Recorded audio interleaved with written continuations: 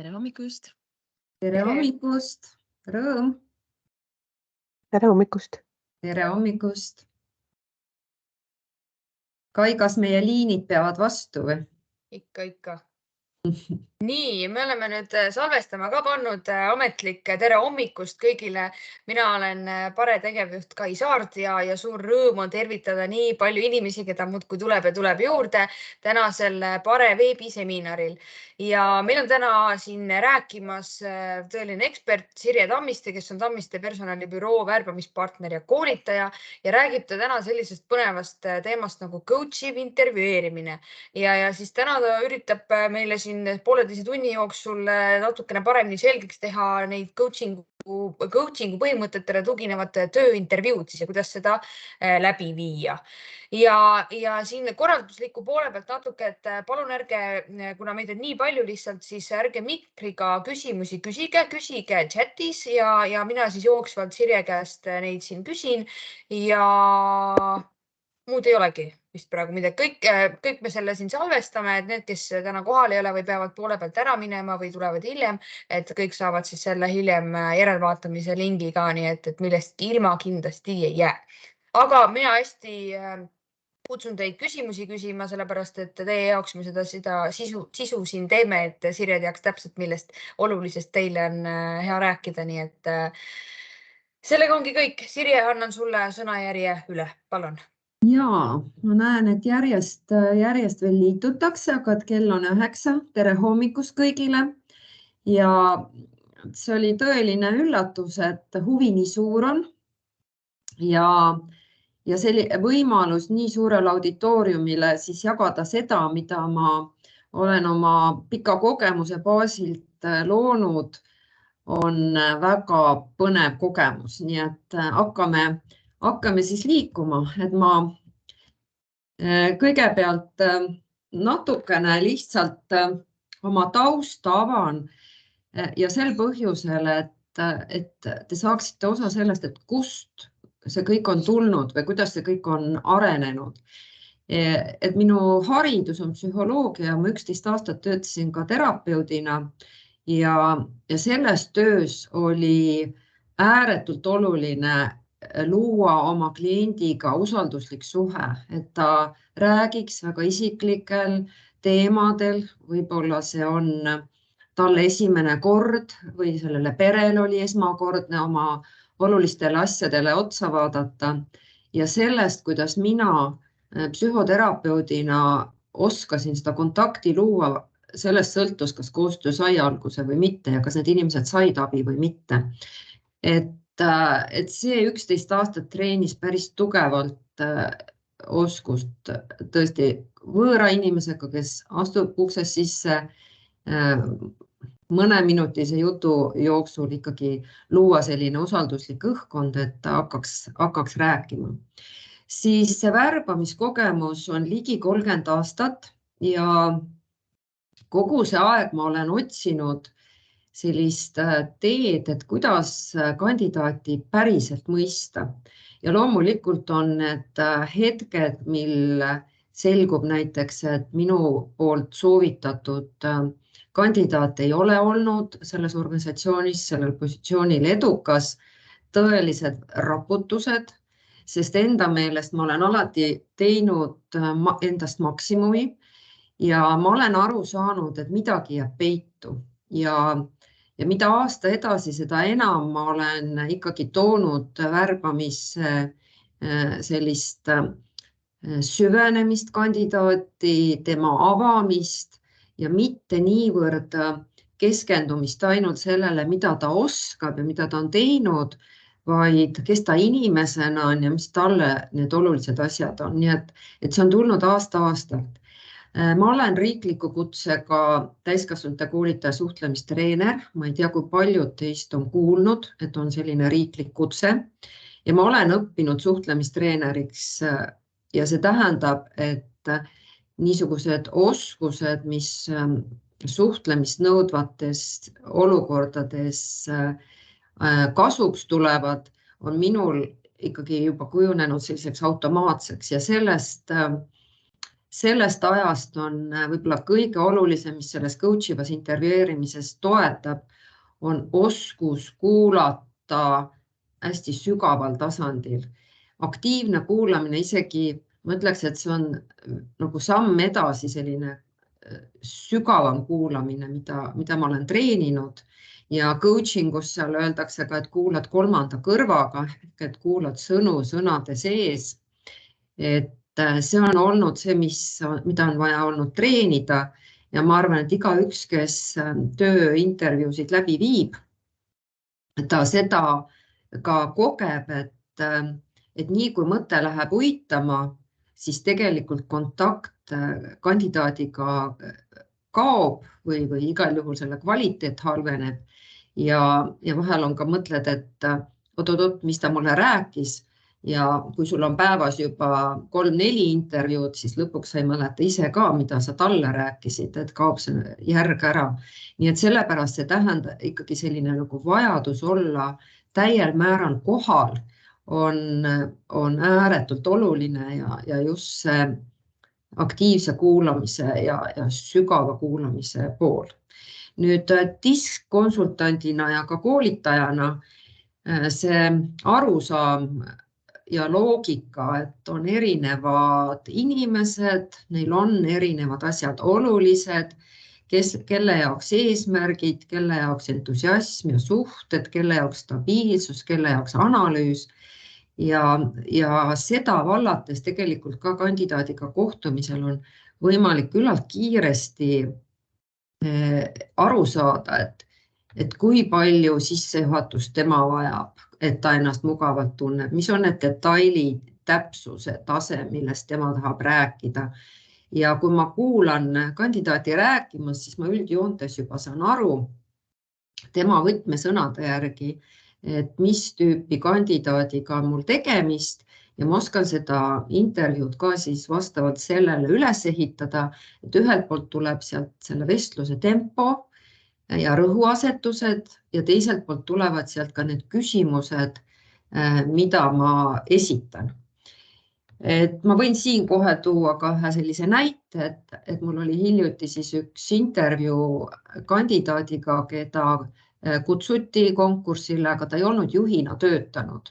Ja kui ma valmistasin seda kohtumist ette ja kuulsin, kuidas klient ütles, et see inimene peab olema hästi selline, kes mõtleb pikalt ette, omab strateegilist vaadet, julgeb uuenduslikke asju ette võtta, ta julgeb ka teatud sellistele väljakujunenud tööviisidele vastanduda ja on hästi selline tulemustele orienteeritud. Ja kui ma kandidaati kuulsin, siis ma kuulsin sellist juttu, kuidas on hästi oluline stabiilsus, hästi oluline on omavaheline turvatunne, niisugune üksteise mõistmine, et kõigile tehakse või kellelegi ei tehta liiga, et kõigiga arvestatakse, et tempo oleks pigem nagu aeglane ja hästi palju oli tema jutus kohanemist erinevate inimestega. Ja kui ma neid sõnu kuulsin, siis ma sain täiesti selgelt aru, et tegemist on stabiilsust vajava inimesega, kes diski teab, on siis see S-täht, mis sinna juurde läheb. Aga minu klient tahtis domineerivat või siis hästi sellist ka sotsiaalset juhti, kes on võistluslik, eesmärkidele suunatud, saavutusvajadus kõrge, kiire otsustaja ja vestluse lõpul ma sain juba kandidaadile ka tagasi peegeldada, et mis on need kõhkluse kohad, mis võivad takistada edu saavutamist ja mis on need tema tugevused. Ja kandidaat väga nõustus ja lubas ikka tõsiselt järele mõelda, et kas ta võtab selle positsiooni pakkumise vastu või mitte, sest see ei ole tema tassike teed. Nii et kui meie kohtumine täna lõpeb, siis ma ka selle intervjuu kohta teen kliendile kokkuvõtte ja mina omalt poolt ei saa toetada tema ametisse valimist, sest ta ei ole sellise käitumisega, mida selles rollis oodatakse. Nii et see diski tugi seal juures, lihtsalt ühe näitena on hästi oluline. Ja nüüd coach'iks olen ma siis või coaching'ut ma olen õppinud palju aastaid neid õpetajaid on olnud erinevaid, viimane periood oli siis Ericssoni väljaõpe ja sealt ikkagi need põhilised lähenemised, et need tulevad puhtalt coachingust ja ma olen siis üle toonud ka selle coachingu protsessi tööintervjuusse. Nii et noh, see on nagu see lugu, kus siis see coachi intervjueerimine on alguse saanud ja ma alles nagu eelmise aasta lõpul julgesin sellisele termini siia juurde panna. Kas selle kohta midagi on Kai tulnud kommentaare või küsimusi või midagi praegu veel ei ole? Et ma siis liigun edasi. Et millest siis täna räägin, et kõigepealt sellest, et miks see tavapärane tööintervjuu ei pruugi aidata õigeid valikuid teha, siis ka selle protsessi, kuhu mina olen praegu jõudnud ja mis on ka ikkagi kujunemises ja arenemises ja hästi ka sõltub positsioonist ja inimesest, et kui palju millelegi aega läheb. Ja lõpuks siis ka sellest, et mida head see selline lähenemine toob ja milliseid väljakutseid see ka siis esitab intervjueerijale, et see tõepoolest õnnestuks. Ja siis päris lõpuks on meil siis planeeritud mõned koolitused koostöös Paarega ja ka meie büroo poolt, et siis nende kohta ka selline lühike info.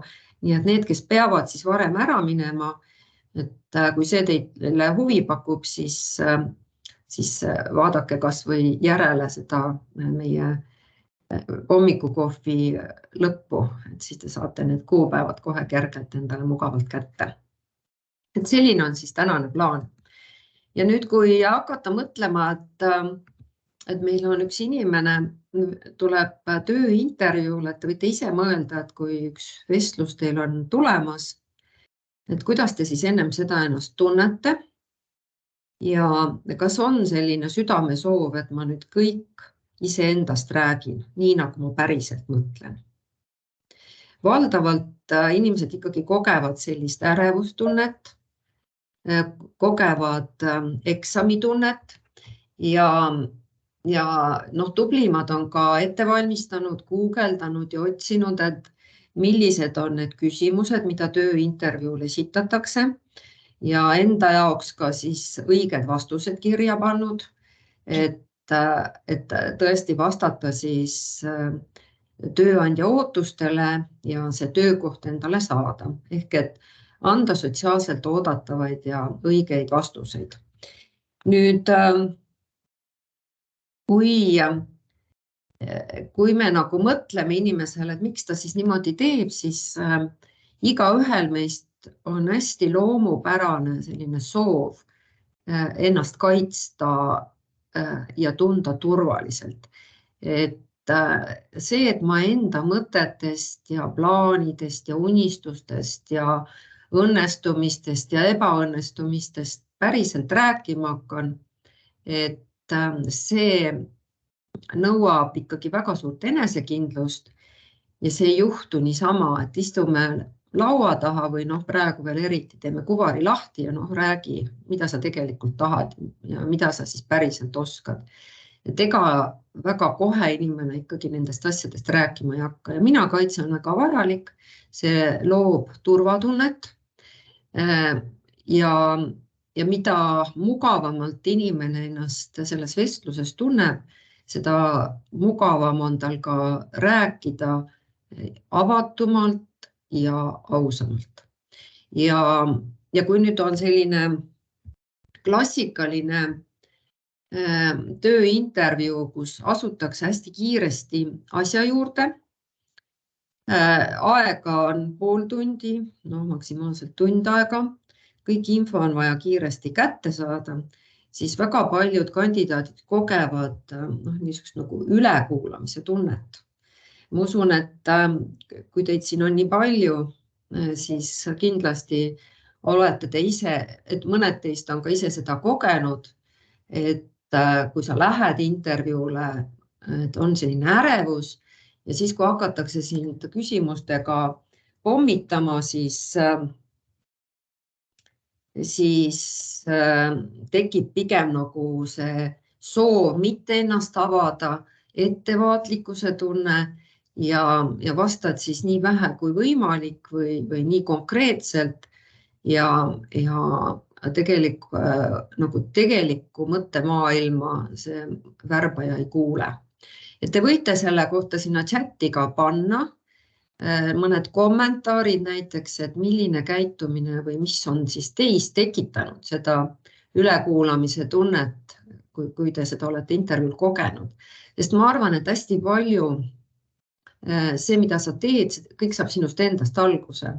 Ja kui sa mõtled, et ma tahan tööintervjuud teha teisel viisil, siis see ongi nagu endale maha müüa. Ja kui mina mõtlen nüüd enda poole pealt, et kuna mina kogen seda ülekuulamise tunnet, no see ikka toimub ju pidevalt, meil on projektipõhine töö, me kogu aeg kandideerime tööle, kohtume klientidega ja sellised kohtumised, kus siis teisel pool lauda on näiteks juhatuse liikmed või nõukogu liikmed ja on tippjuhi värbamine ja kõige ebamugavam siis, kui see on Teamsi kaudu, et ma ei näe ka veel neid inimesi, kes siis otsustavad, kas meie büroo on sobiv seda tööd tegema või mitte. Ja siis hakatakse pommitama küsimustega, millele mina pean andma kiireid, täpseid, õigeid vastuseid. Vahel on tunne, et nagu valimisstuudio, et minut on aega, minutiga midagi öelda ei jõua ja juba on järgmine küsimus. Ja tegelikult tekib endal tunne, et tead, ma ei tahagi seda tööd tegema hakata teile. Et ma ei tunne, et mul tekiks selline hea kontakt. Ja võt täpselt samasugune tunne võib tekkida kandidaadile, et kui ta on vestlusel ja ta saab palju konkreetseid küsimusi kiirelt, kõik on ette valmistatud kirjas, et ühel hetkel ta tunneb, et ta pigem ei vasta või ütlebki väga lühidalt, et saaks see juba kaelast ära. Et mulle on küll jagatud sellist kogemust, et see nagu vestlus lõi lukku ja pärast oli paha tunne. Nii et seda mitte ei juhtuks, siis selline oluline asi on suhtlemise soojus. Et inimene tõesti tunneb, et ta on inimesena intervjueerijale huvi pakkuv ja päriselt tahetakse teda kuulata ja temast aru saada ja temal on ka võimalus küsida ja kogeda, et ta on võrdse partnerina koheldud. Nii et see on hästi selline oluline pool.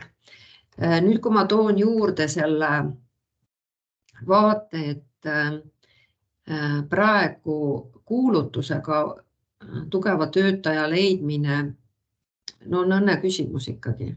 Et meil on küll sihtotsingu osakaal kõikides värbamistes väga suur.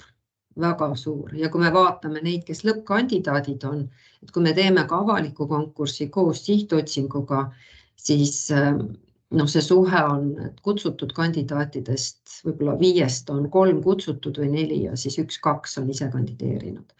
Et see niisugune kuulutamisega töötajate leidmine on ikkagi väga hetke õnne küsimus. Ja nüüd, kui sa kutsud... Küsin sulle küsimuse vahele ja siin on kommenteeritud ka seda ülekuulamist. Ma loen siin paar tükki ette, kui sa lubad.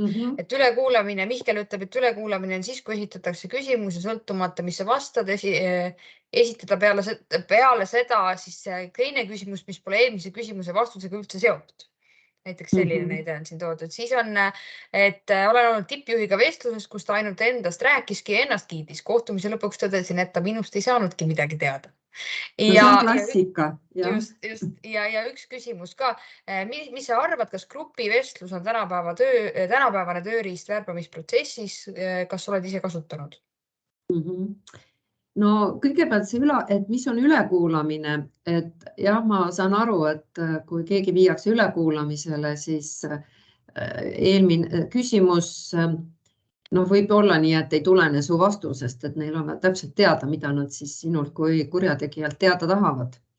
aga tavaliselt head uurijad ka ehitavad oma selle vestluse üles ikkagi selle põhjal, et mis ta kuuleb, et järgmine küsimus tuleb sellest, aga seda esitatakse sellisel konkreetsel viisil ja ei väljendata niisugust kaasas olemist, et pigem nagu küsimus sulle, vastus mulle, küsimus sulle, vastus mulle, mina olen ekspert ja otsustan sinu vastuste põhjal.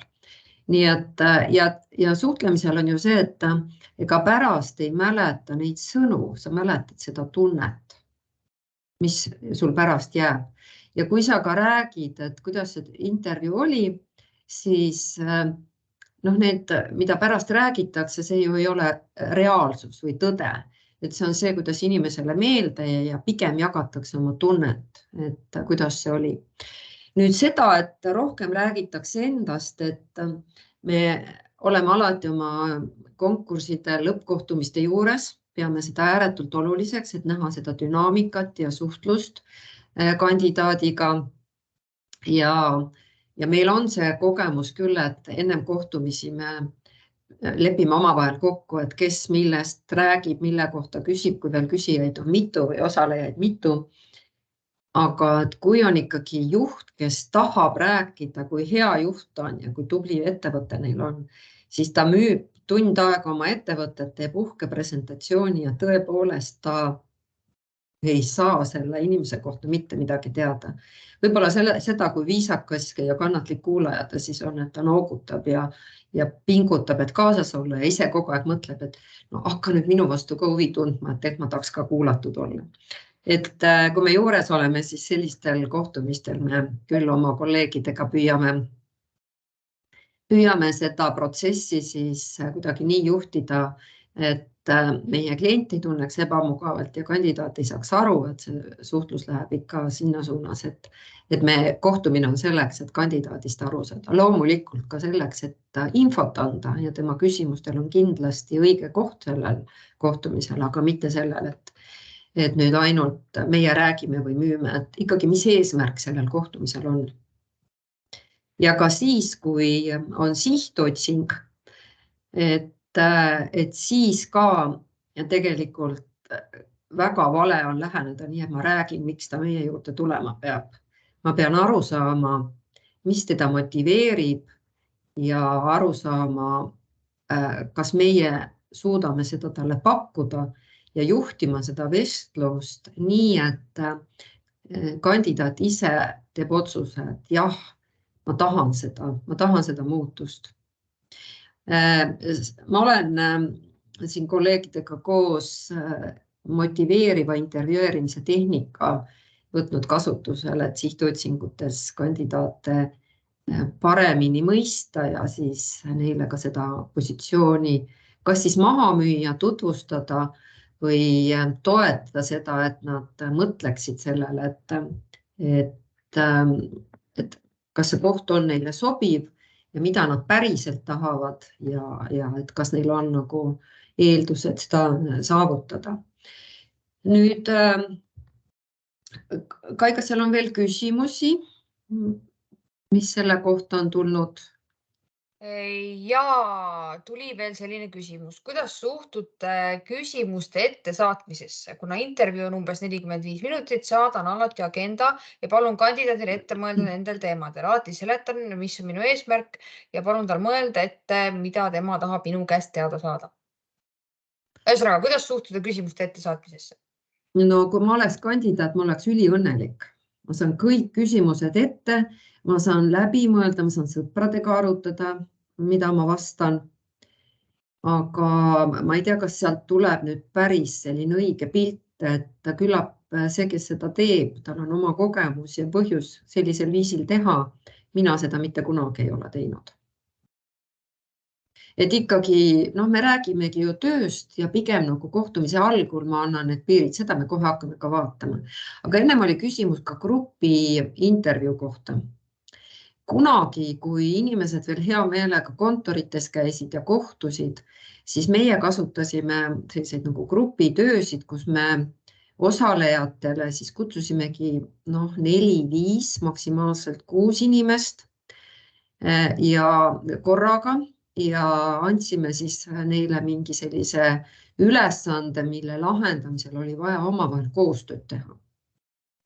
Ja see andis võimaluse hinnata nende inimeste oskust teisi kuulata, argumenteerida, oma seisukohti põhjendada. Ja oli väga tõhus viis. Nüüd COVID ajal see täiesti kadus ja praegu inimesed väga ei ole huvitatud, et ega selliste nagu silma kohtumised, ka tööintervjuud on hästi palju läinud Teamsi. Aga ma tegelikult ütlen nii, et kandidaate ei ole nii palju, et sa jõuaks nendega isiklikult rääkida ja konfidentsiaalsus, mida inimesed ikkagi vajavad, sest Eesti on nii väike ja see, kui ma tööd otsin ja kohtun teiste kandidaatidega, et kõigepealt mul on ebamugav ja ma olen kuulnud väga palju selliseid kogemusi, kus sellise grupi intervjuu tulemusena keegi ei saa aru, et miks seda oli vaja, miks mina pean ennast 10 inimese kuuldes tutvustama. Et seal täpselt, et tuleb see mina kaitse läheb nii tööle, et inimene ütlebki küllalt vähe enda kohta ja seda, mis siis ta turvaliselt seal tunneb ja kui seal on tal mõni tuttav ka või annaks, et tõesti ei oleks keegi, kes tema tööandjale tema kandideerimist edasi räägib, et siis ma ise neid grupitööde sellist tulemuslikkust ja et sa tõesti mõistad inimest. Seda ma kindlasti ütlen, et sealt tulla ei saa. Sa saad sellise esmase mulje, kuidas ta suhtleb, kuidas ta on. Kui sa kutsud nad oma kontorisse, siis sa näed, kuidas ta tervitab ja kas ta on puhas ja hoolitsetud ja kõik selline pool, aga nagu tema kui inimese kohta midagi sisulist teha või sisulisi järeldusi teha on küll päris suur väljakutse. Ma nüüd näen, et kogu aeg meil tuleb osalejaid juurde, nii et ma ei tea, kas vahepeal peab neid tervitama, aga et läheme siis oma sellega edasi, et ma loodan, et tuleb veel küsimusi. Nüüd, kui ma sellele teemale mõtlesin, siis mul tuleb ikka see tööõnne mõte ja Tiina jutud nendest. Ja mõtlesin, ma korra ka siin selle toon välja, et miks see coachiv intervjueerimine mulle tundub ikkagi on tänapäeval asjakohane, on see, et ikkagi inimesed tahavad teha sellist tööd, mis on neile oluline ja nende maailmaga nagu hästi kattub ja kõik need 3 komponenti, mida Tiina Saar-Veelma on välja toonud, et see südamekomponent, mammuti komponent, et ma tahan, et minu tööl oleks jälg ja see, et ma tahan olla tõesti 100% ja rohkemgi veel mina ise, et teha tööd, mis mulle on loomupärane ja mis mulle meeldib. Nii et kui me inimest ei ava nagu isiklikul tasemel ja sellisel inimlikul tasemel, siis me ei pruugi nendest komponentidest eriti palju teada saada. Ja kui ma seda tänast hommikukohvi ette valmistasin ja nendel teemadel mõtlesin, siis sellele lisaks mulle hakkas mõte liikuma ka nende inimeste peale, kellel on tööväsimus, kes on olnud juhtival ametikohal, kes on 10-20 aastat teinud täie pingega tööd. Me teame, et isegi 5 aastat väga pingelist tööd teeb täiesti tühjaks ja nad on jõudnud oma karjääri tippu. Ja nüüd nad tahaksid teha natukene väiksema vastutusega tööd või natuke teise nurga alt seda tööd. Ja mida mina olen kogenud, et neile ei anta seda võimalust. Ei usuta, et üks juht oleks hea meelega nüüd spetsialist selles valdkonnas, milles tal on haridust ja kogemust. Et hiljuti oli jutuajamine ühe sellise 200 inimese ka tootmisettevõtte juhiga, kes on seda ettevõtet arendanud ja edasi viinud üle 20 aasta. Ja ta ütles, mul ei ole värskeid ideid, mul on mantlipärija olemas. Ma täiesti teeksin selle koha vabaks, aga ma teeksin hea meelega inseneritööd. Ma olen kogu aeg selles sees olnud. ma valdan kõiki asju täiesti kaasaegsel tasemel, kuigi ma olen 60, aga et ma ei ole tõesti mingi dinosaurus, aga nii kui ma kuhugi CV saadan, muga isegi ei võeta ühendust. Ja selline stampmõtlemine on, et kui ta on juba ikkagi olnud nii kaua juht ja kui ta on juba nii vana, no siis sealt midagi head tulemus ei ole. Et nii see tähendusrikas töö kui ka tõesti, et karjääris astuda ka samm tagasi, et ka see on karjäär, et sellest ei ole üldse räägitud. Ja seda enam, et praegu meie töötajate leidmine on väga keeruline ja me oleme kogenud, ma arvan, sellest tuleb väga ausalt rääkida, et 50+ inimesi väga intervjuudel ei oodata. Ja meil ei ole muud varianti, kus me peame ikkagi vaatama ka nende inimeste sobivust ja kohtlema neid võrdväärselt teistega ja oskama seda väärtust ka organisatsiooni jaoks näha. Nii et sellise coachiva intervjuu juures me tegelikult saame osa selle inimese mõttemaailmast ja sellest, mis talle on oluline ja just see ise komponent või mis on see jalajälg, mida tema tahab jätta, see tegelikult tulebki sellisest intervjuust välja. Kas Kai, sul praegu on seal tulnud mingeid kommentaare? Kommentaare küll, loen siin paar tükki ette. Kasutan lisaks kuulamisele üsna palju reaalsete situatsioonide lahendamist. See annab palju infot, kas inimese mõte jookseb õiges suunas. Väga hea, jaa. Ja siis, et ei poolda samuti grupi intervjuusid, kuid olen tajunud selle kasu klienditeenindajate värbamisel. Kohe tuleb välja, kui hästi kandidaat teisi kuuleb ja kuidas ta teistega suhtleb. Jah, kui klienditeenindajad meil on ju klassikalises mõttes oma karjääri algul või see on selline esimene töökoht ja seal ei ole seda konfidentsiaalsuse ja seda teemat nii sellisel viisil, nagu on juhtide või tippspetsialistide puhul. Et neil on võib-olla isegi põnev näha teisi ka ja kohtuda, et sa oled ka siin konkursil ja äkki saame kolleegideks. Et sellel tasemel ma usun, et on hästi asjakohane. On seal veel mingeid kommentaare? Nii, aga lähme siis selle protsessi juurde. Et ma jagan teiega siis nagu samm-sammult, kuhu maani mina olen jõudnud. Ma olen hästi tänulik teie tagasiside ja kommentaaride eest. Ma ei ole seda kuidagi standardisse kirjutanud ega patenteerinud ja ma saan öelda, et see vestlus ka alati sõltub ikka inimesest, et kui palju millegi aega kulub ja kuhu see rõhuasetus läheb. Ja ma annan teile lihtsalt sellise üldpildi, kuhu ma olen oma mõtetega jõudnud ja olen küll väga tänulik, kui ma siit mõne uue tähelepanekuga lähen ja võib-olla seda protsessi ka muudan. Et see on hästi selline loominguline. Aga esimene samm vestluse jooksul, ma kasutan siin vahelduvalt intervjueerimine ja vestlus. Ma tegelikult tahaks öelda töövestlus. Et intervjueerimine on ikka see, et mina küsin, sina vastad. Aga kui see coachiv töövestlus, see kuidagi ei kõlanud, et siis ta jäi selline intervjueerimine, aga ma ise mõtlen selle all ikkagi sellist jutuajamist ja vestlust.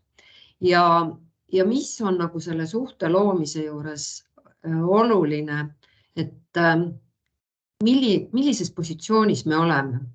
Mina ei ole värbajana kunagi sinust targem, kui sa kandideerid.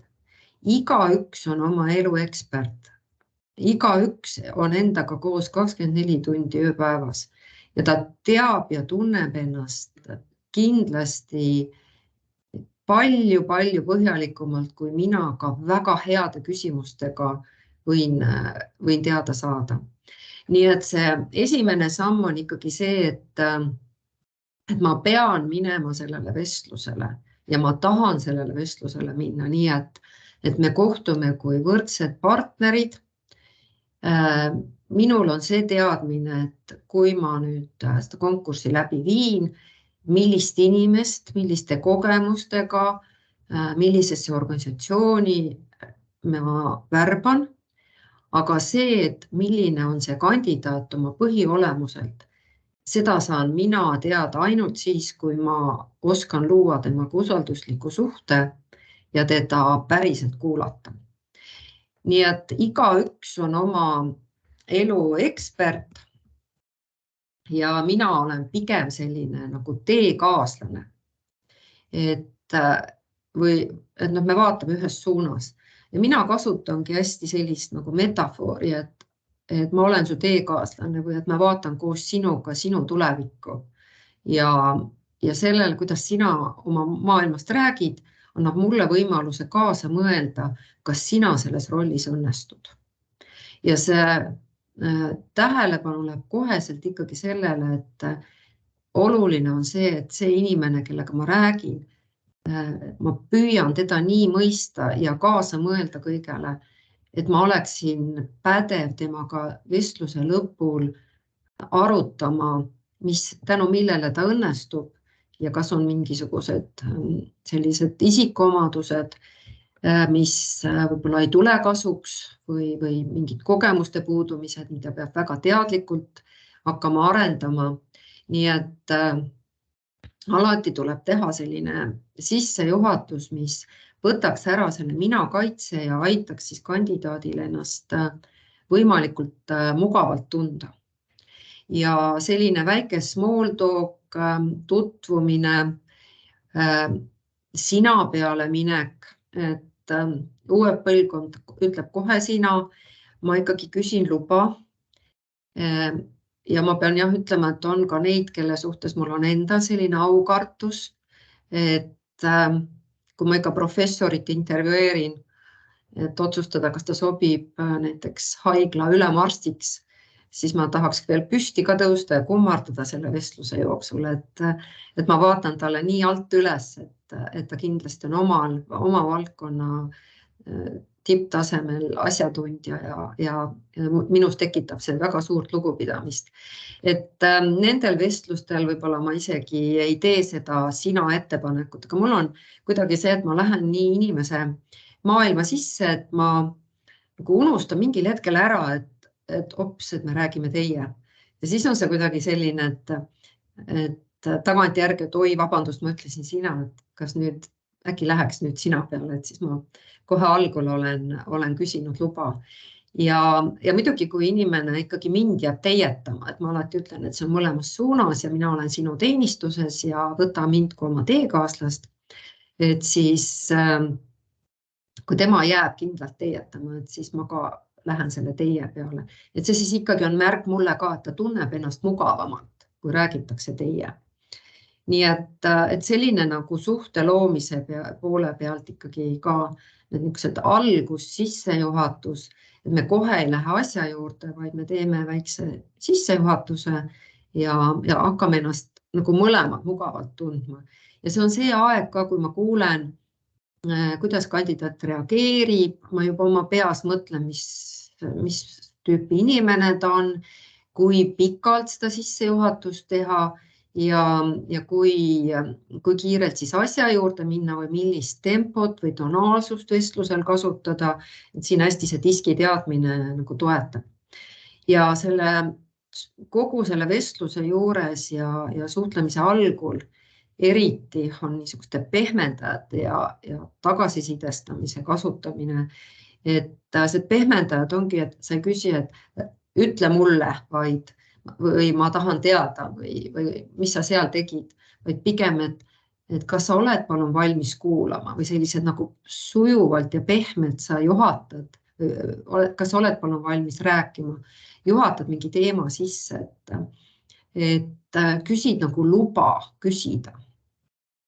Ja tegelikult see väljendab nagu suurt lugupidamist, et loomulikult inimesed alati vastavad, aga see võtab ära sellise ka ülekuulamise tunde või sellise võib-olla teatud nagu selliste küsimuste laviini, et ma ise pehmendan oma sellise sujuva pöördumisega.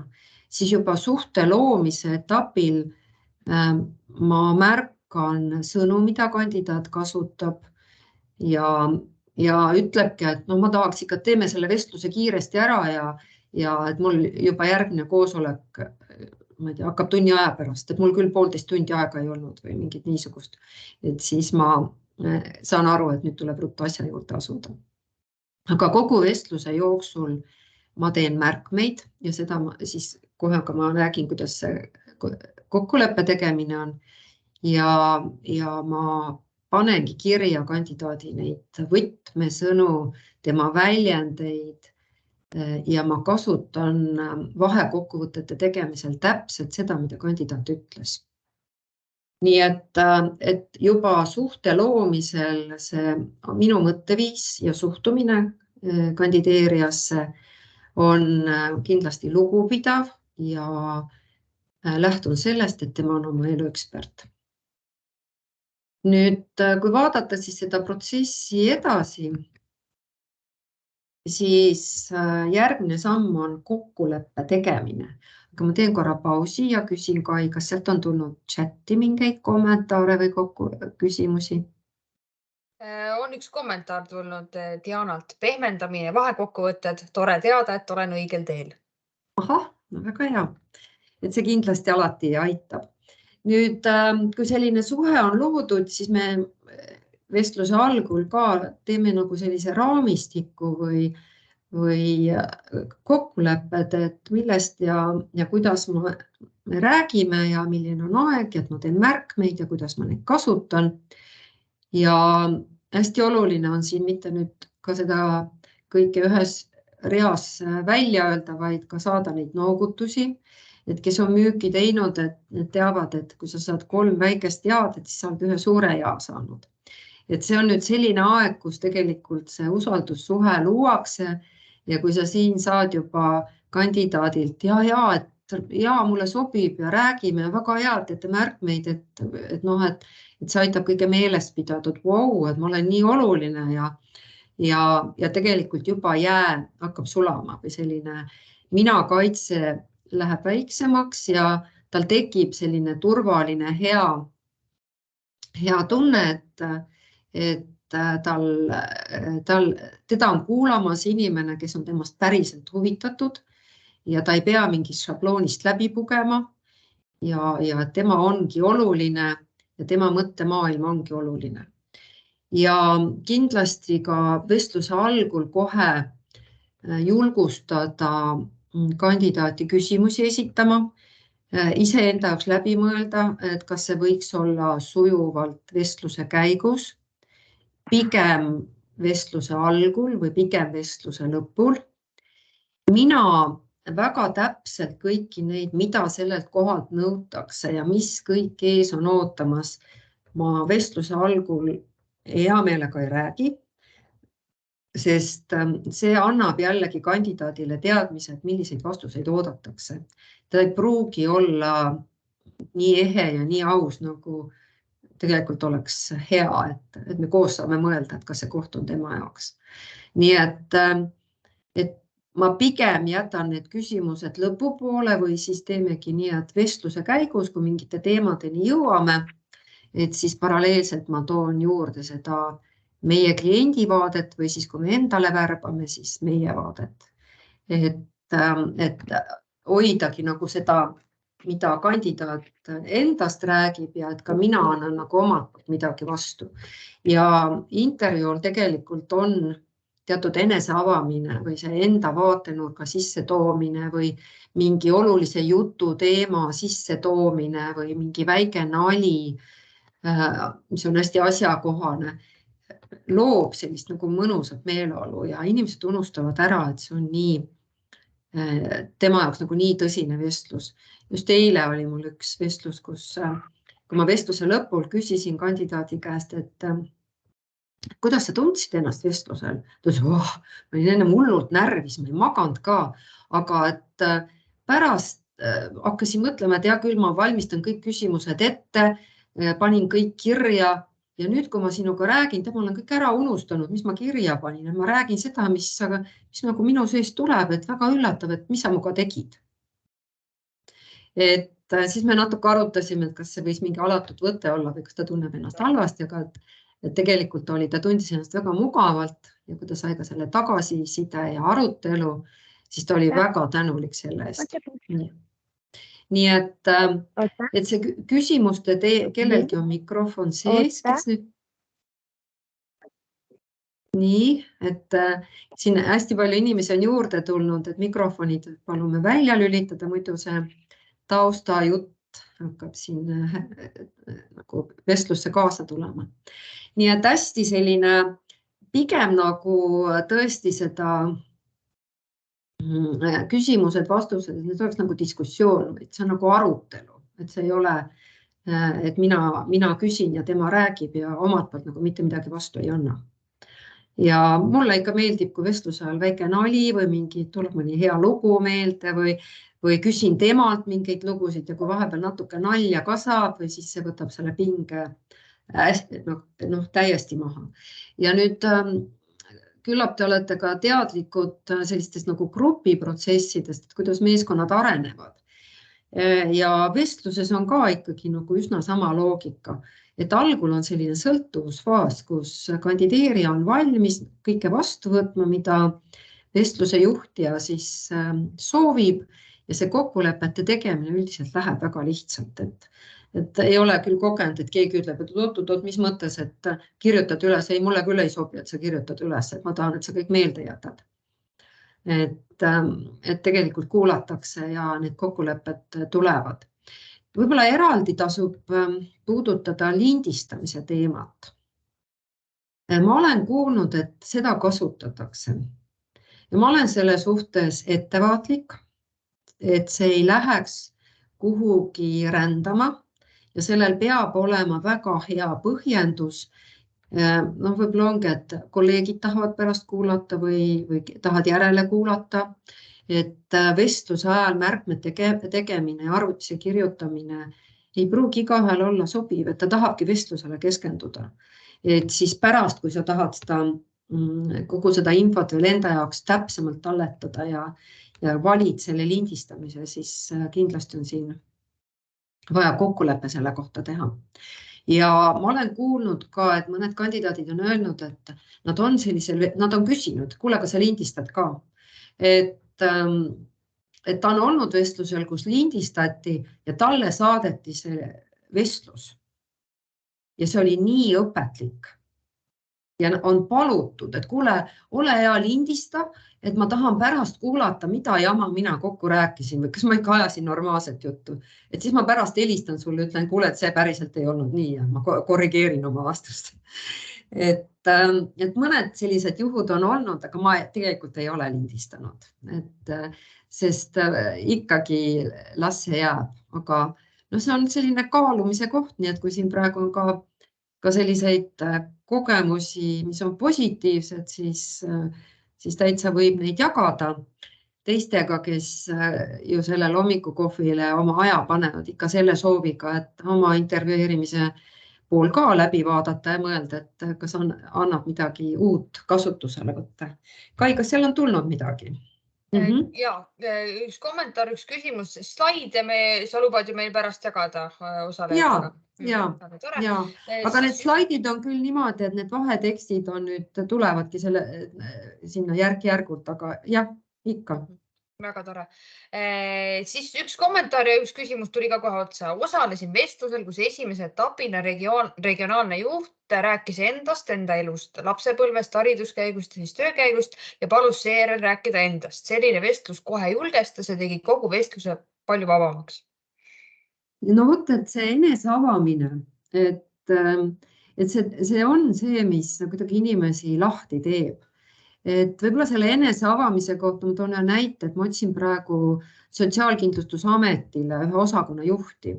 Ja kuna ma ise olen 11 aastat töötanud perenõuandlas ja olen olnud Eesti esimene usaldustelefoni töötaja ja olen teinud kriisitööd, kus ei olnud üldse mitte mingeid niisuguseid teenuseid.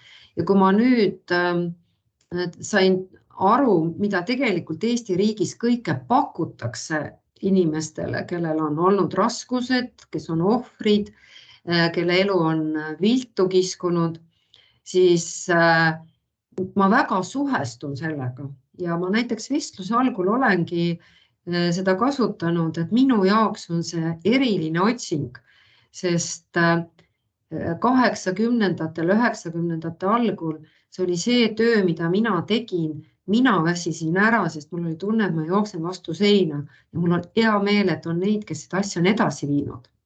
Ja nii palju teenuseid, mida inimestele pakutakse, see lihtsalt teeb rõõmu ja see on minule auasi seda positsiooni nüüd väga tugeva juhiga aidata täita, nii et lihtsalt tood selle oma vaatenurga või siis kui oled selles ettevõttes tööl, saad ju öelda, et ma olen siin tööl olnud nii kaua ja ma väga südamega otsin uut kolleegi ja tõesti väga tahan sinust aru saada, et kui me sinu valime, et millise kolleegi me saame või mingid niisugused väiksed sellised sissejuhatused. Kai, kas seal on veel midagi? Ja üks küsimus veel. Kas vestluse ajal teed sa märkmeid arvutisse või paberile? Arvutisse. Et me salvestame need failina ja sinna on hea, kõigepealt see minu käekiri, ma ei saa ise ka sellest aru enam pärast.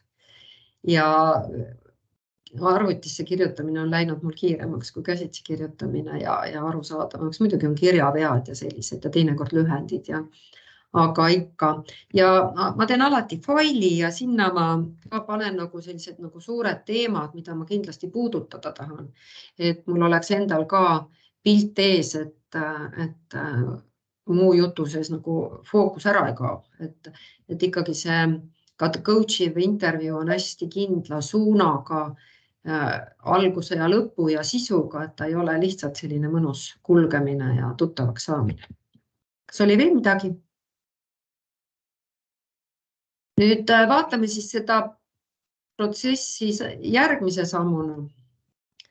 Et see on nüüd tuleb selline vestluse loogiline või selline sisuline osa, mis on kõige suurema osa võtab ajast, et kui see suhte loomine on selline 5 minutit ja kokkulepe ka 5-10 minutit, kindlasti mitte rohkem, võib-olla pigem nagu selline seal 5-7 minutit, siis järgmine etapp tegelikult on ikkagi tund üle selle.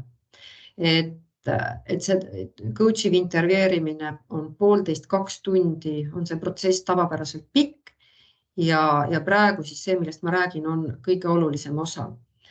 Ja kindlasti ma kõike siin praegu ei jõua teiega jagada, aga üks mudel, mis mind on hästi aidanud ja Tiltsi mudel ja see nüüd coachingus hästi meil kasutusel, et see loogika on siis see, et kui on vaja aru saada, mida inimene tegelikult tahab, kuhu ta on teel, mis tal on oluline, siis tuleb alustada tema visioonist, tema tuleviku nägemusest, sellest, kes ta tahab olla, mida ta väärtustab, millisena ta oma rolli tahab luua, miks just sellel positsioonil, just selles ettevõttes. Ja see on nüüd üks selline vestluse algus, mida sisse juhatades ma tihti ikka ka ütlen, et jätame korraks praegu antud positsiooni kõrvale ja et oled sa valmis, see on selline pehmendaja siis, et oled sa valmis vaatama oma tööelu 5 aasta perspektiivis. Mida sa soovid, et see tööelu sulle pakub? Millist elu sa tahad elada see aeg, kui sa oled tööl?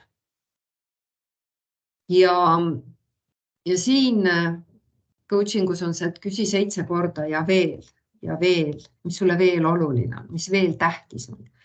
Ja see näide, mille ma tõin meie kohtumise algul ühest kandidaadist, kes rääkis, et tal on stabiilsus oluline ja ta tahab nagu, et inimestega kõik rahulikult läbi rääkida ja selline diski järgi siis hästi S-inimese mõttelaad, see tuligi kohe vestluse jooksul välja või vestluse algul välja, sest ma küsisin, et kui ta nüüd tööd otsib ja ta tahab astuda juhi rolli, siis mis on see, mida ta soovib?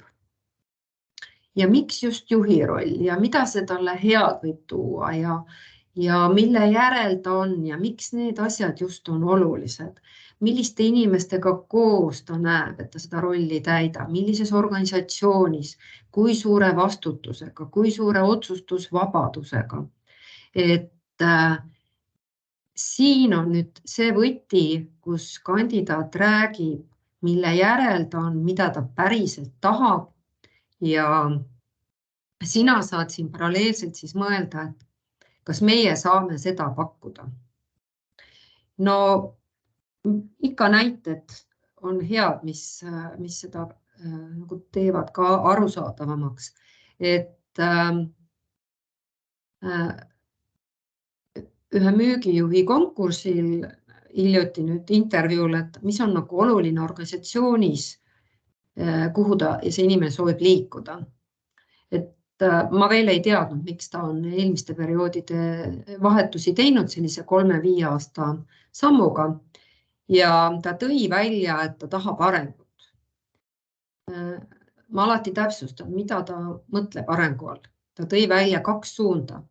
Üks on professionaalne areng ja teine on isiksuslik areng.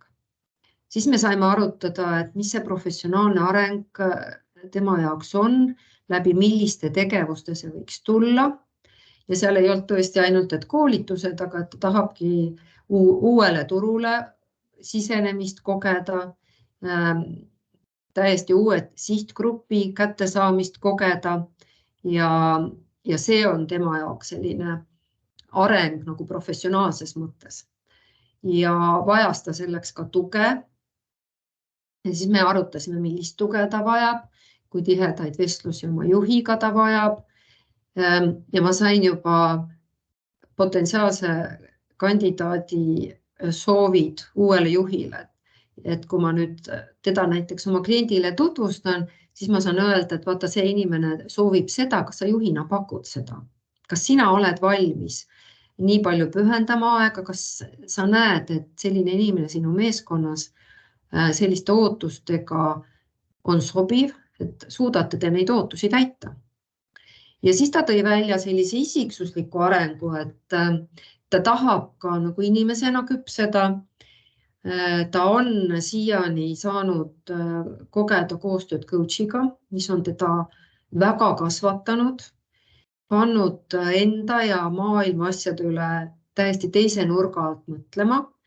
Ja ta kindlasti lisaks sellele, et ta loeb, et ta ootab, et uus tööandja toetab ka sellist silmairingi avardavatel koolitustel, konverentsidel osalemist, kus ei õpetatagi mingeid praktilisi müüginippe ja trikke, vaid et tema saab mingite valdkondade kohta lihtsalt kuulata huvitavaid inimesi.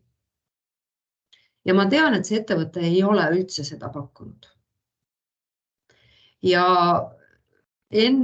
kui me tavapäraselt, kui ma intervjuud kandidaatidega ära teen ja mul on mingi eelistus tekkinud, siis see on üks küsimus, mida ma oma kliendile pakun. Mulle see kandidaat tundub väga inspireeriv ja väga sobiv selle otsese juhiga, aga selles organisatsiooni kultuuris ei ole inimeste pidevat koolitamist sees.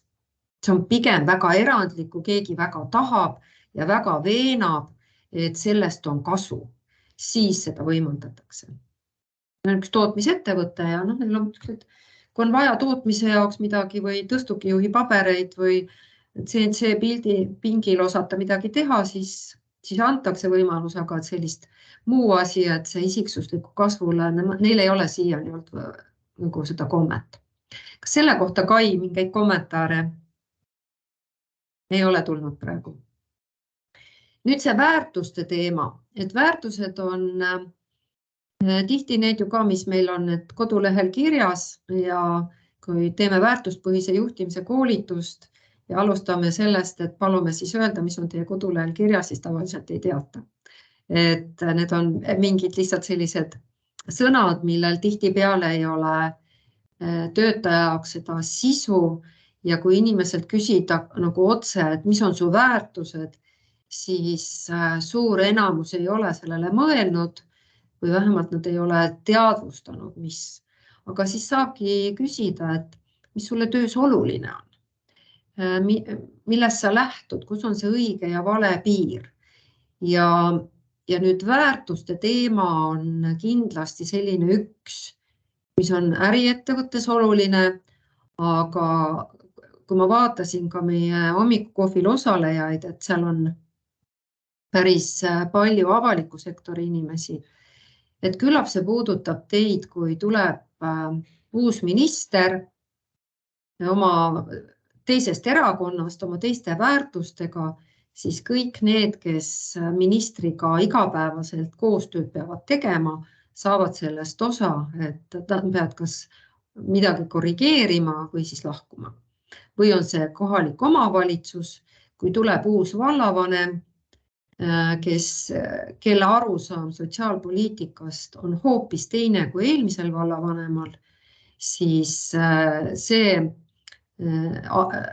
abivallavanem, kes sotsiaalvaldkonda eest vastutas, üldiselt lahkub, et ta ei saa jätkata. Ehk et need väärtuskonfliktid on nii baasilised, et kui meie põhimõtted ja väärtused kokku ei lähe, siis on koostöö väga keeruline. Nii et igal juhul on mõistlik nende kohta kandidaadilt vestluse algul kohe küsida, mida ta oluliseks peab, kuidas ta näeb seda koostööd juhiga, mis ta omalt poolt pakub ja siin on kõik need pühendumised, ausus, tagasiside, kuidas lahendatakse erimeelsusi, kõik niisugused ootused, millega jällegi sina saad suhestuda, kui sa otsid oma organisatsiooni, et kas meil on nii, et kui ma kuulan teda ja kui ma tajun, et tegelikult selles meeskonnas see juht sel viisil ei käitu, nagu see kandidaat ootab, siis ei olegi seda vestlust mõtet väga pikalt juhtida edasi, sest on juba arusaadav, et see inimene ei sobi nagu selle tipu pärast, visiooni ja identiteedi ja väärtuste pärast. Kirja, küsin ühe küsimuse vahele. Jaa. Kas sul on olnud ka selline kogemus, et kandidaat sobib, aga sa näed, et see ettevõte pole tema jaoks see õige ja ei esita teda? Ma olen seda alati siis põhjendanud kandidaadile, et olengi öelnud, et täpselt, et see ootus on selline, või et see nii palju, kui mina seda ettevõtet tean. Ja muidugi, kuna meie värbame nüüd nagu oma klientidele, siis me ju saame aru, et meile näidatakse oma pühapäevapalet ja tegelikest asjadest ei räägita.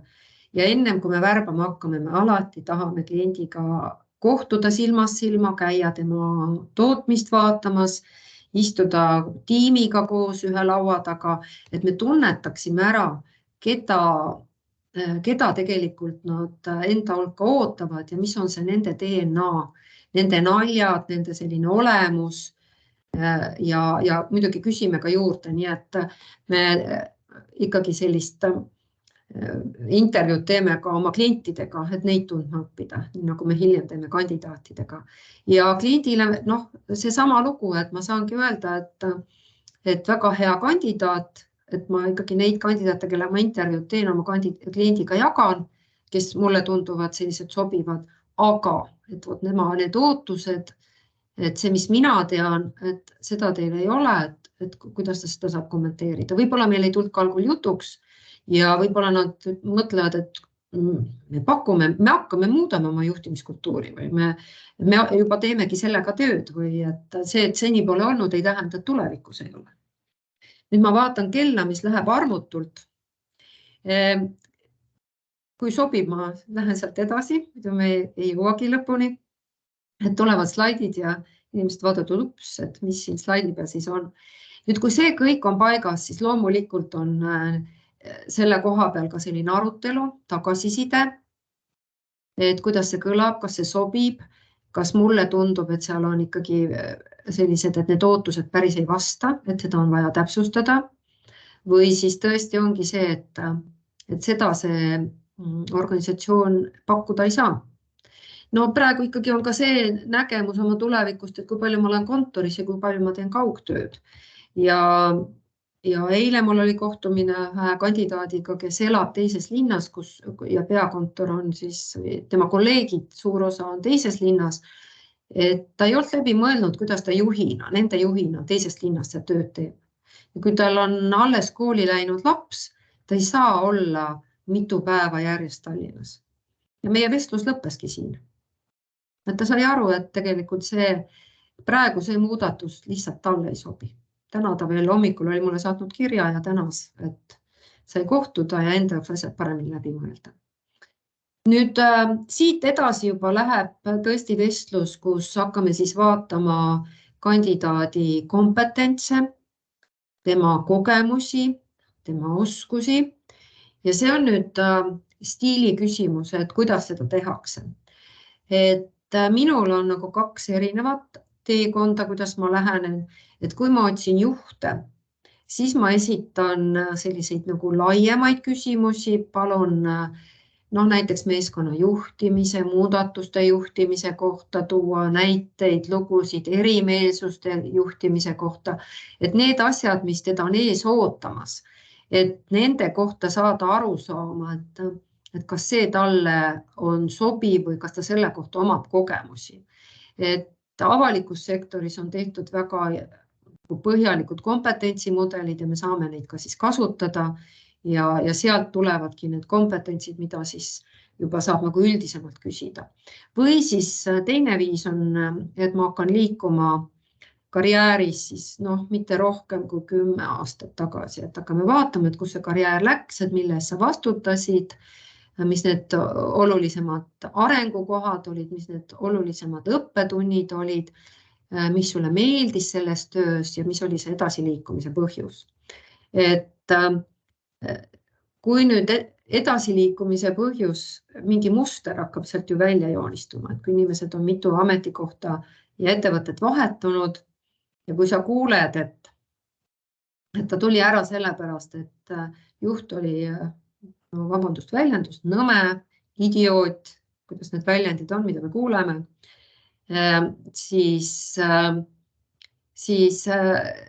juba tekib küsimus, et kui neid on mitu olnud, et miks ühel inimesel on mitu nõmedat juhti või halba meeskonda, et see vajab siis juba nagu lähemat uurimist, et kuidas tema ise meeskonnaliikmena on.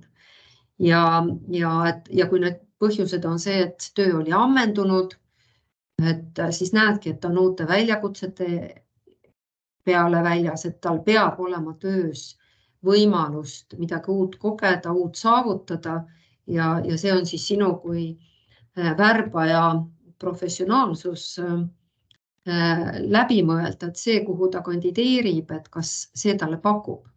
Et tihtipeale meilt ju tellitakse samasuguse kogemusega inimest, et ta oleks juba sama tööd teinud. Ja siis on see meie küsimus, et ta on oma ala tippspetsialist, ta on seda kõike juba teinud, ta on väga hinnatud. Mis on see rosi, miks ta peaks töökohta vahetama? Kui ta hakkab sama asja tegema. See, kui on teine kontoriuks, see ei muuda töö olemust. Jah, meeskond või inimesed, võib-olla kliendid, sihtgrupp on teine ja see toob juba põnevust. Aga siis sellest peab hästi teadlik olema. Aga kui sa palkad täpselt seda kompetentsi, mis on vaja ja otsid seda inimest, et ta juba on kõiki neid programme kasutanud, kõik seda teinud, siis miks ta peaks tulema, mille järel ta on? Kui see on ainult palk, siis 20% palgatõusu teeb inimese õnnelikuks 2 kuuks. Siis ta juba leiab rahale hea kasutuse ja tegelikult juba hakkab ringi vaatama. Nii et siin tulevad kõik need klassikalise töövestluse osad, kus vaatame siis kogemusi, oskusi, koostööd, kuidas ta on edu saavutanud, kuidas ta on keerulistest aegadest läbi tulnud. Väga tihti oodatakse inimeselt kõrgelt stressitaluvust. Ma ei tea, miks see elu peab olema, nii et seda peab kogu aeg hindama. Aga siis saabki küsida, et mis on need pingelisemad ajad olnud, tänu millele ta on hakkama saanud, mis õppetunde, mis kogemusi ta seal on saanud. Tihti kuuleme, et on õpitud ei ütlema. Nii et see on üks hästi oluline osa, vestlusest, kus sa saad teada, mille järel inimene on ja kuhu ta on liikumas. Nii, meil tuleb kogu aeg uusi inimesi juurde, nii et on väga asjakohane minna järgmise sammuni, et kui kandidaadi selline maailm on läbi käidud, teda on piisavalt kuulatud, ma alati kasutan seal ka vahekokkuvõtteid, täpsustan, lähen, kui ta ütleb midagi, et mulle väga meeldib hea koostöö, mis sa selle all mõtled, kuidas sa seda saavutad, too näide, kus on õnnestunud, too näide, kus ei ole õnnestunud, mis sa siis tegid, kuidas sa ületasid sellist mõne inimese vastuseisu endale, et iga niisuguse teemaga, mida kandidaat vestlusse sisse toob, on hea minna sügavuti, sest meil on sõnadel selline erinev tähendus, et see, mida keegi mõtleb koostöö all, ei pruugi teisele tähendada hea koostöö või et me kõik otsime sõbralikku meeskonda ja ma usun, et paljudel meist on peas nagu erinev mõte selle kohta, et kes siis on see sõbralik meeskond või mille järgi ma selle ära tunnen. Nii et kes need viimased tulijad on, et me siin räägime coachivast intervjueerimisest ja tegelikult juba jõuame kokkuvõtteni. Nii et Kai ja ta kolleegid saadavad siis ka lindistused, et kui sa algust ei kuulnud, siis saad siin praegu vaadata siis siiamaani järele, et aru saada, millest räägitud. Nüüd, kui kokkuvõtet teha, siis jällegi selle tagasiside andmisel ja niisugusel hästi peab tunnetama, kellega sa räägid. Kui palju seda tagasisidet anda, minu jaoks on, ma olen väga rahul, kui ma saan kandidaadile ei öelda vestluse lõpul koos nende argumentidega, milleni ma olen jõudnud. See tundub hästi aus ja see tegelikult loob kandideerijale ka väärtust, et ta saab aru, mille pärast see ei tuli. Pean tunnistama, et inimesed alati ei ole suutelised vastu võtma seda tagasisidet. See juba selle vestluse jooksul tegelikult ilmneb. Et kui ma seal proovin mõnda aspekti välja tuua ja kui ta mitte üheski punktis näiteks ei tunnista, et ta on eksinud või sellist kübedki eneseanalüüsi ja niisugust ka tõdemust, et ma ei osanud kõigele tähelepanu pöörata või see jama juhtus sellepärast, et mina ise jätsin midagi tegemata, siis tõenäoliselt aga seda tagasisidet ausalt ei suuda vastu võtta ja koheselt. Nii et kui keegi sulle vestlusel räägib, et ta on alati õnnestunud ja kõiges maksimaalselt tark, ja ei näita oma haavatavust, siis sa ei ole tema kohta kogu tõde teada saanud. Nii lihtne see ongi. Et ma mõtlen ise endale, et ma olen nii kaua oma ettevõtet juhtinud, nii kaua olen klientidega tööd teinud ja ikka ma eksin ja kogu aeg ma õpin ja tuleb ette hetki, kui ma vabandan oma kolleegide ees, et kuidas ma niimoodi juhina käitusin, et mul on väga piinlik. Ja ma kogu aeg imetlen neid, kes mitte kunagi ei eksi ja siis ma ikkagi olen jõudnud järeldusele, et võib-olla nad lihtsalt ei räägi minuga sellest. Ja siis mul ei ole põhjust ka arvata, et ma tegelikult neid päriselt mõistan või et ma saan nende kohta oma kliendile anda seda infot, mida minu klient otsustamiseks vajab, sest ma tegelikult ei tea, mis seal peidus on. Et siis on võimalus teha teine intervjuu või siis lõpus öelda, et ma saan aru, et väga paljud asjad jäid meil vestlusel käsitlemata ja see tekitab minus selliseid küsimusi, et kas ma saan soovitada, kui ta tahab olla juht ja ta ei ole teadvustanud ühtegi oma kogemuslugu, et kui midagi on viltu läinud, et mida ta on siis sellest õppinud, et kui selliseid järeldusi juht ei tee, siis ta juhiks ei kasva. Nüüd alati sellises kokkuvõtmas ma kasutangi siis selliseid pehmendajaid ja kandidaadi väärtussõnu, mida tema on kasutanud ja vestlusel välja toonud, täpselt tema väljendeid. Võib-olla koloriitsem, kui ta ütleb, et mul oli nagu jumala suva sellest, et ma saan aru, et see periood oli nii raske ja lõpuks ta olite nii väsinud, et see väljend oli, et mul oli jumala suva sellest. Tegelikult annab jällegi talle märku sellest, et sa oled teda hästi kuulanud, hästi tähelepanelik olnud ja et kõik see, mis tema on rääkinud, on sinuni jõudnud, et sa ei ole kuidagi fookusest ära lasknud teda. Ja siis ka seda tagasisidet, et see, mis ma kuulsin, et sinu tõelised tugevused on need ja need ja võib-olla selline, millele tuleb tähelepanu pöörata, on see ja see. Ja ma alati, kui ma neid asju tagasisidestan, siis ma pean pausi. Ma annan alati võimaluse kandidaadil korrigeerida, vastu vaielda, kinnitada, täpsustada ja ikkagi see mõtteviis, et tema on oma elu ekspert ja me ei saa tunni poolteisega ära rääkida kogu tema elu. Et kindlasti on neid asju, mis lihtsalt jäidki rääkimata ja see kokkuvõtva osa peale mina jätangi paarkümmend minutit ajaliselt. Sest tavapäraselt siin tuleb veel olulist infot juurde.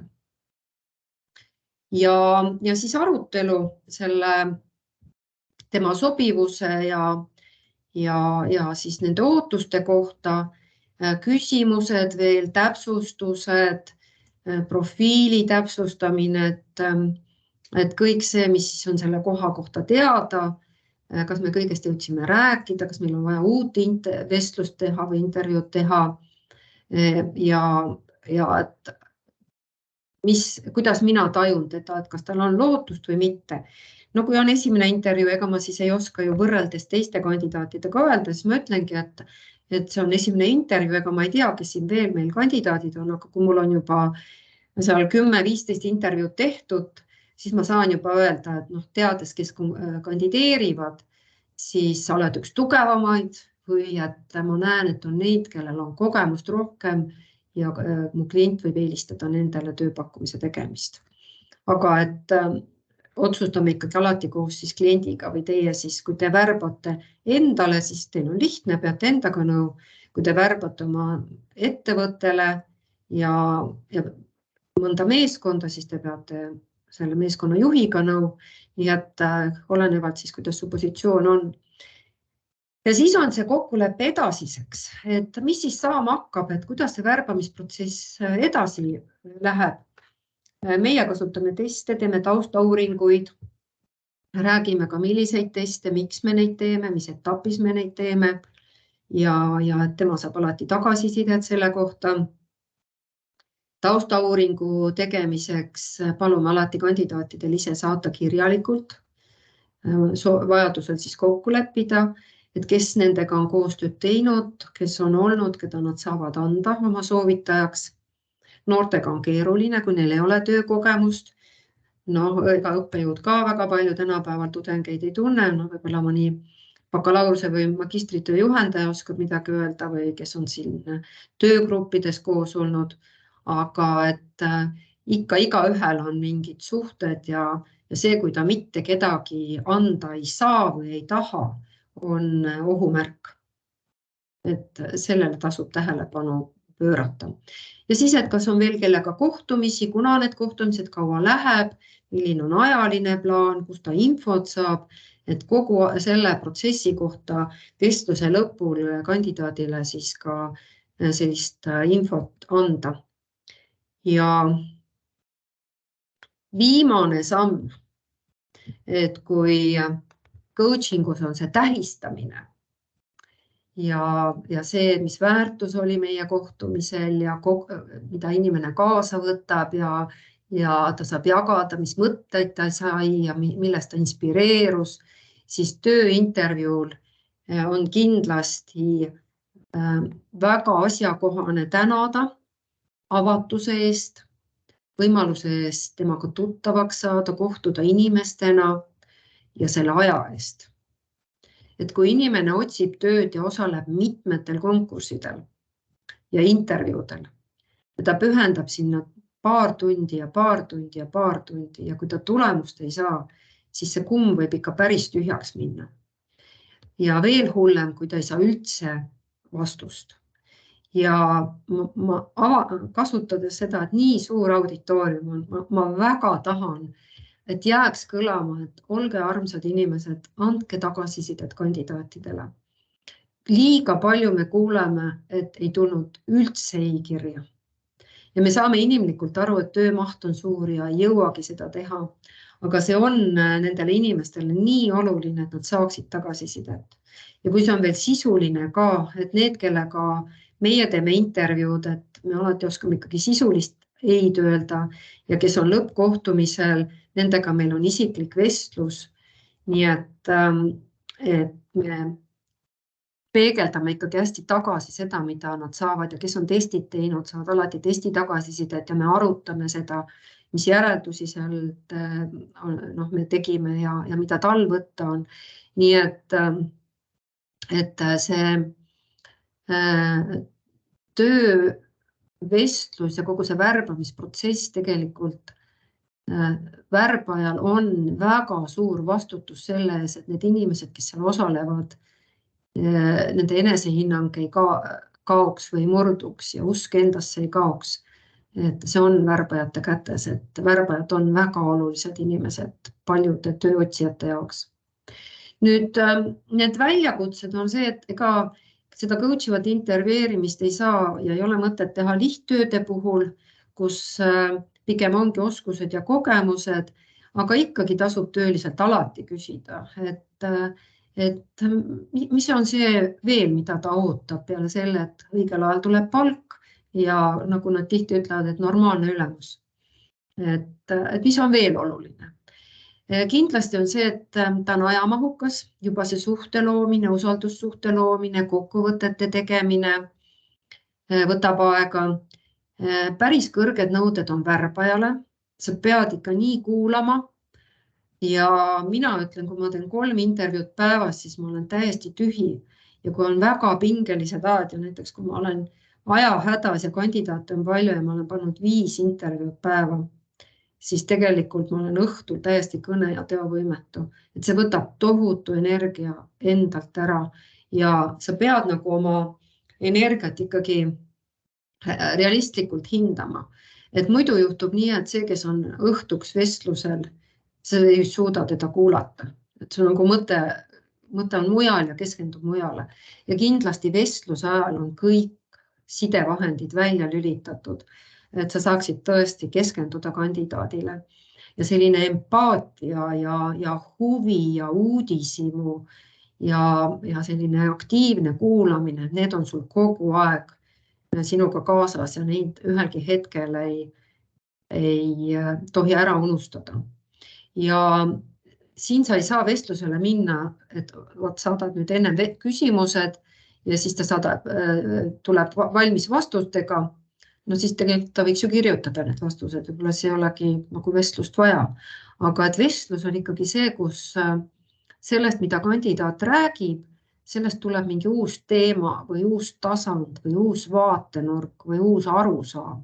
Ja see vestlus ikkagi hästi nagu liigub seda suunda pidi, mida kandidaat nagu lauale paneb.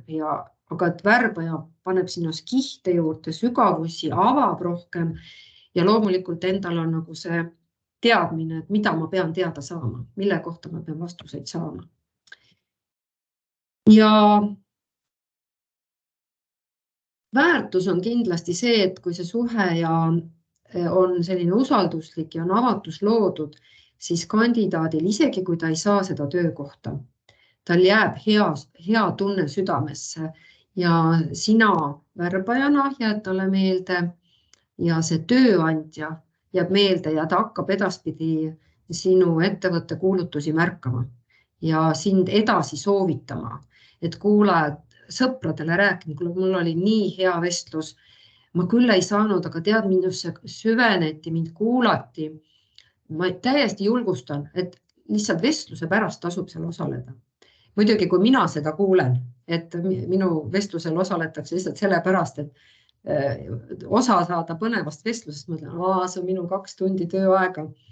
Aga seda ei ole liiga palju ja pigem on see siis mulle ka kingitus, et selline positiivne tagasiside, aga seda küll tuleb ette, aga see selgub üsna vestluse algul, kui ma ikka neid sihte küsin, siis ikka öeldakse välja, et tegelikult tahtsin nii kuulda, kuidas sina vestlust teed. No siis on keeruline seda ehedalt teha. Ja sina ikkagi mõistad oma potentsiaalset kolleegi sügavamal tasandil ja saad aru, et millise maailmaga ta sinu juurde tuleb. Me teame ju kõik, et ega meid lahti inimesi vabastame harva halbade oskuste pärast, pigem nagu kehva suhtumise või käitumise pärast. Ja see peaks seal enne välja tulema. Ja muidugi, mis on, et kandidaat saab endast teadlikumaks. Mul on küll kogemusi, kus mõni läheb õppima ja pärast kirjutab mulle, et vot nüüd on ta teinud ära selle kraadi ja nüüd ta on valmis kandideerima sellele, millest ta 5 aastat tagasi unistas. Aga et peale minuga vestlust ta sai aru, et ta peab ikka endaga tööd tegema. Nii et ja lõppkokkuvõttes on sul endal lihtne teha õigeid valikuid. Ja ma panen ette nüüd need koolituste ajad ja meil on natuke üle 5 minuti, ma vaatan kella, et Paare siis korraldab 2 koolitust, ühe Tallinnas, teise Tartus. Sinna saate siis registreerida, mina olen siis koolitaja ja see on siis ühepäevane, kus me kogu selle protsessi põhjalikumalt lahti võtame ja kus on hästi asjakohane harjutamine ja realistlikult ka teete neid intervjuu etappe läbi ja proovite, kuidas on kuulata, nii et kuulad sõnu sõnade sees ja annate teineteisele tagasisidet ja jälle harjutate, nii et see tegelikult on selline oskuste lihvimine ja enda niisuguse professionaalsuse tõstmine. Et ma arvan, sellist coachivat interveerimist tootmisettevõtte meistrid tõenäoliselt õppima ei hakka, nende fookus see ei ole. Küll aga kui sa oled väikse ettevõtte juht või väiksema asutuse juht, kus sa ise värbad kogu oma meeskonna, siis see on sulle hästi asjakohane. Ja meie teeme siis ka koolitusi, need meil olid siin ennem plaanis, kui Paare selle ettepaneku tegi. Ma saan aru, et Paarel tuli see mõte pärast nii suurt huvi selle teema vastu. Et meil on siis 2 aega ka välja pakutud. Praegu me oleme planeerinud need Tallinna, aga kui kuskilt on tulemas, et meid on teatud arv inimesi ja tule tee Raplas või Viljandis või Saaremaal, siis lepime lihtsalt muud ajad kokku, sest meie büroo tegelikult teeb ikkagi sisekoolitusi. Ja meil on Eleringile tulemas koolitus, ma ei tea, kas Eleringi personalijuht praegu siin osaleb. Ma talle ütlesin, et ta võiks tulla, et 1 päev on siis sellist üldist sissejuhatavat, mida teeb mu hea kolleeg Kadi ja siis koos Kadiga teeme seda coachivat intervjueerimist 2. päeval. Ja seal on need juhid, kes värbavad oma meeskonda. Et me alati ka seda koolituspäeva siis selle järgi sätime, et kes meil seal kuulamas on ja mis nende küsimused on. Ja nüüd on mõni minut Kai. Ma ei tea, kui aktiivsed on meie kuulajad olnud. Ma siin vahepeal tulistasin ja ei andnud võimalust, sest ma kella vaatasin. Arusaadav. Mõned küsimused veel lõppu ehk jõuame. Kas seda, kus sa ennast 5 aasta pärast näed, küsimust kasutad praktiliselt alati selleks, et tema väärtusi ja tema jaoks olulist infot, tema jaoks olulist teada saada? Mul on kogemus, et inimesed väga ei viitsi või ei taha mõelda selle küsimuse peale väga tõsiselt. Muidugi ei viitsi ja ei taha, sest see on suur teema. Ja parem mitte ju mõelda ja joosta, vaadata, mida pakutakse. Ja see töökoha valik võibki olla selline shoppamine, et vaatab, mis näkkab või mis mulle istub. Aga mida teadlikumalt see on tehtud, seda õnnestunum see on. Ja mina seda kasutan alati. Kui on nooremad inimesed, siis 5 aasta perspektiiv on neile päris hirmutav. 3 aastat on juba neile küll ja veel. Aga ma saan ka küsida, et kui pikka vaadet sa praegu silmast pead, kui sa kandideerid, et mis on see, millele sa mõtled. Nii et ma sellest alustan alati. Kuidas sa oled lahendanud olukorda, kus intervjueeritav üritab keerulistele küsimustele vastata viisil, mul ei ole sellist kogemust olnud või kõige populaarsem, ma ei ole konfliktne inimene, kuigi küsimuses ei olnud sõna konflikt ega probleem? No selle kohta ma kohe peegeldaks tagasi, et ma ei küsinud konfliktide kohta ja sa ütled, et ei ole konfliktne inimene. Mis pani Mis mõte pani sind niimoodi vastama? Mis on selle vastuse taga? Ja mis sa mõtled selle all, et ei ole konfliktne ja coachingus on hästi see positiivne eesmärk on see, mida tahetakse ju saavutada, et see on see, mille nimel inimene tööle hakkab. Et kui sa ütled, sa ei ole konfliktne, räägi lähemalt, milline sa oled. Et mind ei aita edasi sinu mõistmisel see, kui ma tean, et mida sa ei tee, ma tahaks teada, mida sa teed ja kuidas sa teed. Väga hea. No ja lõpetuseks, kas ja kuidas küsid tagasiside andmiseks ka luba? Ma ütlen seda kohe vestluse algul, et ma hea meelega teen vestluse lõpul kokkuvõtte. Kas sa oled sellest huvitatud? Inimesed muutuvad väga innukaks. Ja muidugi, lõpuks ometi. No mõni ütleb, ma ei tea, no siis see juba räägib mulle. Et tal võib-olla lähebki see kaitse tööle ja seda näeb siis vestluse käigus, kui ta ütleb, ma ei tea, siis järelikult ma pean seda suhet veel soojendama ja võtma rohkem aega, et tekiks usaldus. Aga ega kõikidega ei tekigi, et kui jälle diski järgi võtan, et see inimesed, nad tahavad asjast ära rääkida, detailid, mitu projekti tegin, kui kaua olin, mida saavutasin, mis käibekasvu tegin, ta ei mõtlegi teistes kategooriates, siis ma teangi, et tema siht on ikkagi konkreetsed asjad ära teha ja ta nendel asjadel ei mõtle ja siis ta ei ole ka tagasisidest võib-olla huvitatud. Aitäh, meie aeg on otsas ja ka küsimused on õnneks otsas, nii et loodetavasti sai kõigile kogu väärtuslik info nüüd ära antud. Siin on veel palju inimesi sind isiklikult tänanud heade näpunäidete eest. Meie täname kõiki, kes täna siin koos meiega kuulamas olid ja näeme järgmistel paresündmustel. Täitsa lõppsõnadeks, Sirje, veel sõna sulle. Ja.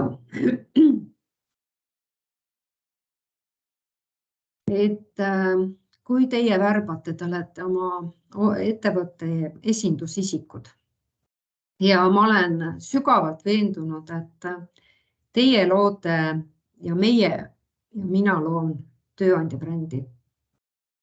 Et vahel, kui kliendid nagu valivad koostööpartnerid ka, siis tahavad väga efektseid maandumislehti ja pilte ja showsid ja kõike.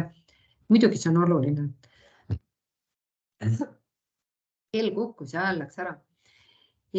Aga tegelikult loeb see, kuidas sa selle värbamisprotsessi ära juhid, kuidas sa infot annad, kuidas sa suhtud ja kuidas sa suhtled. Ja teine pool on see, et värbaja töö on ülioluline ja kui sa leiad õiged inimesed, siis sa tegelikult ju lood oma ettevõttele edu. Ja nii tasub võtta siis ka oma värbamispartnereid, et kui te neid valite, et tõesti nad pühendavad aega ja läbi nende tööle tulnud inimesed loovad teie ettevõttele väärtust. Nii et värbamise tellimine ei ole üldse kulu, see on investeering headesse inimestesse. Et see on tohutu aja ja energiakulu ja peavalu igale ühele, aga võtke seda siis investeeringuna. Ja kui keegi läheb ära, on kahju, tõesti alati kahju, ma olen ise väga kurbust tundnud selle üle, kui hea kolleeg lahkub. Aga ma olen ka leidnud, et tuleb uus ja toob midagi uut juurde, nii et positiivse meelega vaadata. Nii et aitäh teile kõigile, kes te oma hommikust võtsite 1,5 tundi ja seda kuulasite või siis järelkuulate. Ja rõõmuga kohtun teiega koolitustel või koostöös värbamise läbiviimisel. Ja loomulikult soovin teile kõigile ilusat homset pidupäeva. Nii sellisel erilisel päeval meil täna see hommikukohvi. Kui me seda aega kokku leppisime, siis ma ei osanud niimoodi mõeldagi, et minu ja mu pere jaoks on see homne päev väga pidulik ja oluline. Nii et nautige kõik, et meil on see Eesti ja et me saame seda tööd teha ja oma ettevõtetesse imelisi inimesi tuua. Kõike head teile! Suurepärased mõtted, aitäh ja paresoovib ka kõigile ilusat vabariigi aastapäeva ja ilusat poolikut tööpäeva teile kõigile. Näeme järgmistel. Toivo Murakas on käed tõstnud. Mis seal oli? Kas sa nägid, Kai? Head aastapäeva!